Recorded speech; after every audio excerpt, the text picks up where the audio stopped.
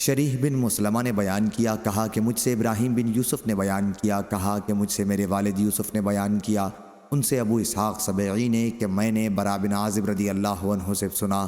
وہ بیان کرتے تھے کہ غزوہ احزاب کے موقع پر رسول اللہ صلی اللہ علیہ وسلم کو میں نے دیکھا کہ خندق کھودتے ہوئے اس کے اندر سے آپ بھی مٹی اٹھا اٹھا کر لا رہے ہیں۔ آپ کے بدن مبارک کی کھال مٹی سے اٹ گئی تھی، آپ کے سینے سے پیٹ تک گھنے بالوں کی ایک لکیر تھی۔ میں نے خود سنا کہ حضور صلی اللہ علیہ وسلم ابن رواحہ رضی اللہ عنہ کے رجزی اشعار مٹی اٹھاتے ہوئے پڑھ رہے تھے۔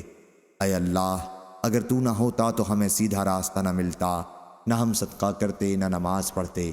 بس ہم پر تو اپنی طرف سے سکنیت نازل فرما، اور اگر ہمارا آمنا سامنا ہو جائے تو ہمیں ثابت قدمی عطا فرما۔ یہ لوگ ہمارے اوپر ظلم سے چڑھائے ہیں، جب یہ ہم سے کوئی فتنہ چاہتے ہیں تو ہم ان کی نہیں سنتے۔ راوی نے بیان کیا کہ حضور صلی اللہ علیہ وسلم آخری کلمات کو کھینچ کر پڑھتے تھے۔ صحیح بخاری حدیث نمبر 4106۔ عبد الصمد بن عبد الوارث نے بیان کیا، ان سے عبد الرحمن بن عبداللہ بن دینار نے، ان سے ان کے والد نے، اور ان سے عبداللہ بن عمر رضی اللہ عنہ نے بیان کیا کہ سب سے پہلا غزوہ جس میں نے شرکت کی وہ غزوہ خندق ہے۔ صحیح بخاری حدیث نمبر 4107۔ حشام نے خبر دی، انہیں معمر بن راشد نے، انہیں زہری نے، انہیں سالم بن عبداللہ نے، اور ان سے ابن عمر رضی اللہ عنہ نے بیان کیا، اور معمر بن راشد نے بیان کیا کہ مجھے عبداللہ بن طاؤس نے خبر دی، ان سے اکرمہ بن خالد نے، اور ان سے ابن عمر رضی اللہ عنہ نے بیان کیا کہ میں حفصہ رضی اللہ عنہا کے یہاں گیا تو ان کے سر کے بالوں سے پانی کے قطرات ٹپک رہے تھے۔ میں نے ان سے کہا کہ تم دیکھتی ہو لوگوں نے کیا کیا، اور مجھے تو کچھ بھی حکومت نہیں ملی۔ حفصہ رضی اللہ عنہا نے کہا کہ مسلمانوں کے مجمع میں جاؤ، لوگ تمہارا انتظار کر رہے ہیں، کہیں ایسا نہ ہو کہ تمہارا موقع پر نہ پہنچنا مزید پھوٹ کا سبب بن جائے۔ آخر حفصہ رضی اللہ عنہا کے اسرار پر عبداللہ رضی اللہ عنہ گئے۔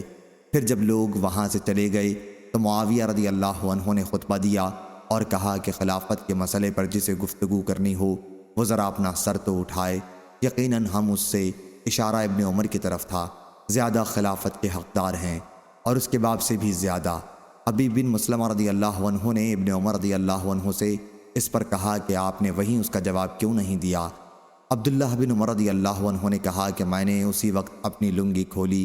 جواب دینے کو تیار ہوا، اور ارادہ کر چکا تھا کہ ان سے کہوں کہ تم سے زیادہ خلافت کا حقدار وہ ہے جس نے تم سے اور تمہارے باپ سے اسلام کے لیے جنگ کی تھی،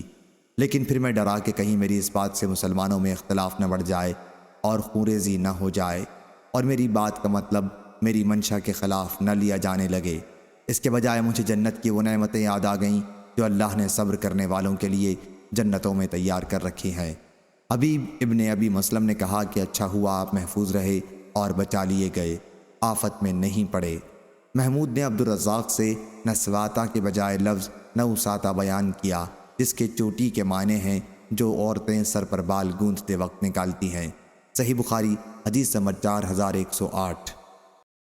سفیان نے بیان کیا، ان سے ابو اسحاق سبعی نے، ان سے سلیمان بن سعد رضی اللہ عنہ نے بیان کیا کہ نبی کریم صلی اللہ علیہ وسلم نے غزوہ احزاب کے موقع پر جب کفار کا لشکر ناکام واپس ہو گیا، فرمایا کہ اب ہم ان سے لڑیں گے، آئندہ وہ ہم پر چڑھ کر کبھی نہ آ سکیں گے۔ صحیح بخاری حدیث نمبر 4109۔ یحییٰ بن آدم نے بیان کیا، کہا ہم سے اسرائیل بن یونس نے بیان کیا، انہوں نے ابو اسحاق سے سنا، انہوں نے بیان کیا کہ میں نے سلیمان بن سعد رضی اللہ عنہ سے سنا، انہوں نے بیان کیا کہ میں نے نبی کریم صلی اللہ علیہ وسلم سے سنا،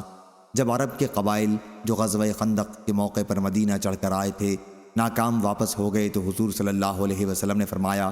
کہ اب ہم ان سے جنگ کریں گے، وہ ہم پر چڑھ کر نہ آ سکیں گے بلکہ ہم ہی ان پر فوج کشی کیا کریں گے۔ صحیح بخاری حدیث نمبر 4110۔ روح بن عبادہ نے بیان کیا، ان سے حشام بن حسان نے بیان کیا، ان سے محمد بن سیرین نے، ان سے عبیدہ سلمانی نے، اور ان سے علی رضی اللہ عنہ نے بیان کیا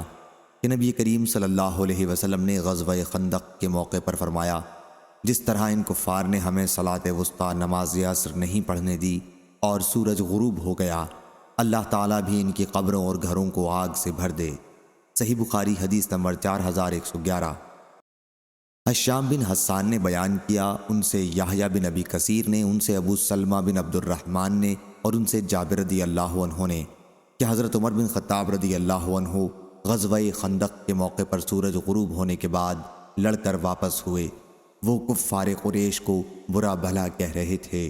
انہوں نے عرض کیا یا رسول اللہ، سورج غروب ہونے کو ہے اور میں عصر کی نماز اب تک نہیں پڑھ سکا۔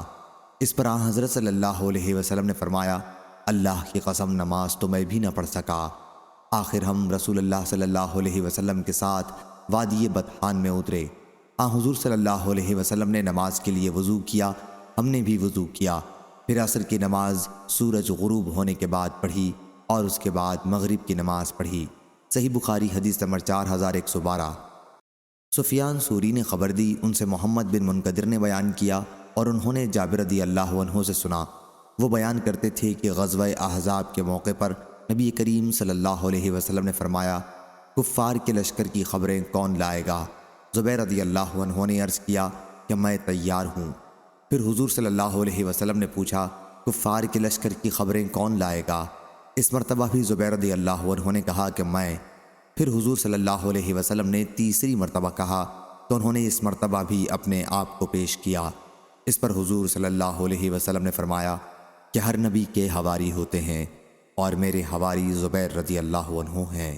صحیح بخاری حدیث نمبر 4113۔ لیث نے بیان کیا، ان سے سعید بن ابی سعید نے، ان سے ان کے والد نے اور ان سے ابو ہریرہ رضی اللہ عنہ نے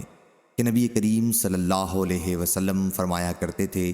اللہ کے سوا کوئی معبود نہیں، وہ اکیلا ہے جس نے اپنے لشکر کو فتح دی، اپنے بندے کی مدد کی یعنی حضور اکرم صلی اللہ علیہ وسلم کی، اور احزاب یعنی افواج کفار کو تنہا بھگا دیا،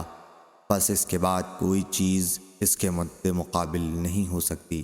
صحیح بخاری حدیث نمبر 4114۔ عبدہ نے خبر دی، ان سے اسماعیل بن ابی خالد نے بیان کیا کہ میں نے عبداللہ بن ابی اوفہ رضی اللہ عنہ سے سنا، انہوں نے بیان کیا کہ نبی کریم صلی اللہ علیہ وسلم نے احزاب افواج کفار کے لیے غزوہ خندق کے موقع پر بد دعا کی کہ اے اللہ، کتاب کے نازل کرنے والے، جلدی حساب لینے والے، کفار کے لشکر کو شکست دے، اے اللہ انہیں شکست دے، یا اللہ ان کی طاقت کو متزلزل کر دے۔ صحیح بخاری حدیث نمبر 4115۔ عبداللہ بن مبارک نے خبر دی، انہوں نے کہا ہم کو موسیٰ بن عقبہ نے خبر دی، انہیں سالم بن عبداللہ بن عمر اور نافع نے، اور ان سے حضرت عبداللہ بن عمر رضی اللہ عنہ نے بیان کیا کہ نبی کریم صلی اللہ علیہ وسلم جب غزوے، حج یا عمرے سے واپس آتے تو سب سے پہلے 3 مرتبہ اللہ اکبر کہتے، پھر یوں فرماتے، اللہ کے سوا کوئی معبود نہیں، بادشاہت اسی کے لیے ہے، حمد اسی کے لیے ہے اور وہ ہر چیز پر قادر ہے۔ یا اللہ ہم واپس ہو رہے ہیں توبہ کرتے ہوئے، عبادت کرتے ہوئے، اپنے رب کے حضور میں سجدہ کرتے ہوئے اور اپنے رب کی حمد بیان کرتے ہوئے۔ اللہ نے اپنا وعدہ سچ کر دکھایا، اپنے بندے کی مدد کی اور کفار کی فوجوں کو اس اکیلے نے شکست دے دی۔ صحیح بخاری حدیث نمبر 4116۔ عبداللہ بن نمیر نے بیان کیا، ان سے حشام بن عروہ نے، ان سے ان کے والد نے اور ان سے حضرت عائشہ رضی اللہ عنہا نے بیان کیا کہ جو ہی نبی کریم صلی اللہ علیہ وسلم جنگ خندق سے مدینہ واپس ہوئے اور ہتھیار اتار کر غسل کیا تو جبرائیل علیہ السلام آپ کے پاس آئے اور کہا، آپ نے ابھی ہتھیار اتار دیے، خدا کی قسم ہم نے تو ابھی ہتھیار نہیں اتارے ہیں، چلیے ان پر حملہ کیجیے۔ حضور صلی اللہ علیہ وسلم نے دریافت فرمایا کہ کن پر؟ جبریل علیہ السلام نے کہا کہ ان پر، اور انہوں نے یہود کے قبیلہ بنو قریظہ کی طرف اشارہ کیا۔ چنانچہ حضور اکرم صلی اللہ علیہ وسلم نے بنو قریظہ پر چڑھائی کی۔ صحیح بخاری حدیث نمبر 4117۔ جریر بن حازم نے بیان کیا، ان سے حمید بن ہلال نے اور ان سے انس رضی اللہ عنہ نے بیان کیا کہ جیسے اب بھی وہ گرد و غبار میں دیکھ رہا ہوں جو جبرائیل علیہ السلام کے ساتھ سوار فرشتوں کی وجہ سے قبیلہ بنو غنم کی گلی میں اٹھا تھا جب رسول اللہ صلی اللہ علیہ وسلم بنو قریظہ کے خلاف چڑھ کر گئے تھے۔ صحیح بخاری حدیث نمبر 4118۔ محمد بن عبداللہ بن محمد بن اسما نے بیان کیا، کہا ہم سے جویریہ بن اسما نے بیان کیا، ان سے نافع نے اور ان سے عبداللہ بن عمر رضی اللہ عنہ نے بیان کیا کہ غزوہ احزاب سے فارغ ہو کر رسول اللہ صلی اللہ علیہ وسلم نے فرمایا کہ تمام مسلمان عصر کی نماز بنو قریظہ تک پہنچنے کے بعد ہی ادا کریں۔ بعض حضرات کی عصر کا نماز کا وقت راستے ہی میں ہو گیا، ان میں سے کچھ صحابہ رضی اللہ عنہم نے تو کہا کہ ہم راستے میں نماز نہیں پڑھیں گے، کیونکہ حضور صلی اللہ علیہ وسلم نے بنو قریظہ میں نماز یاسر پڑھنے کے لیے فرمایا ہے،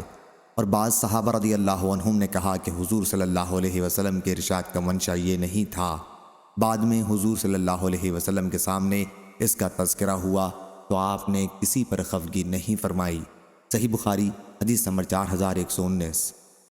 معتمر بن سلیمان نے بیان کیا، دوسری سند امام بخاری رحمہ اللہ فرماتے ہیں، اور مجھ سے خلیفہ بن خیاط نے بیان کیا، کہا ہم سے معتمر بن سلیمان نے بیان کیا کہ میں نے اپنے والد سے سنا، اور ان سے انس رضی اللہ عنہ نے بیان کیا کہ بطور ہدیہ صحابہ رضی اللہ عنہم اپنے باغ میں سے نبی کریم صلی اللہ علیہ وسلم کے لیے چند کھجور کے درخت مقرر کر دیتے تھے، یہاں تک کہ بنو قریظہ اور بنو نذیر کے قبائل فتح ہو گئے تو حضور صلی اللہ علیہ وسلم نے ان ہدایہ کو واپس کر دیا۔ میرے گھر والوں نے بھی مجھے اس کھجور کو تمام کی تمام یا اس کا کچھ حصہ لینے کے لیے حضور صلی اللہ علیہ وسلم کی خدمت میں بھیجا۔ حضور صلی اللہ علیہ وسلم نے وہ کھجور ایمن کو دے دی تھی، اتنے میں وہ بھی آ گئیں اور کپڑا میری گردن میں ڈال کر کہنے لگیں، قطعاً نہیں، اس ذات کی قسم جس کے سوا کوئی معبود نہیں، یہ پھل تمہیں نہیں ملیں گے، یہ حضور صلی اللہ علیہ وسلم مجھے عنایت فرما چکے ہیں، یا اسی طرح کے الفاظ انہوں نے بیان کیے۔ اس پر حضور صلی اللہ علیہ وسلم نے ان سے فرمایا کہ تم مجھ سے اس کے بدلے میں اتنے لے لو اور ان کا مال انہیں واپس کر دو، لیکن وہ اب بھی یہی کہے جا رہی تھیں کہ قطعاً نہیں، خدا کی قسم، یہاں تک کہ حضور نے انہیں، میرا خیال ہے کہ انس نے بیان کیا کہ اس کا 10 گنا دینے کا وعدہ فرمایا، پھر انہوں نے مجھے چھوڑ دیا، یا اسی طرح کے الفاظ انس رضی اللہ عنہ نے بیان کیے۔ صحیح بخاری حدیث نمبر 4120۔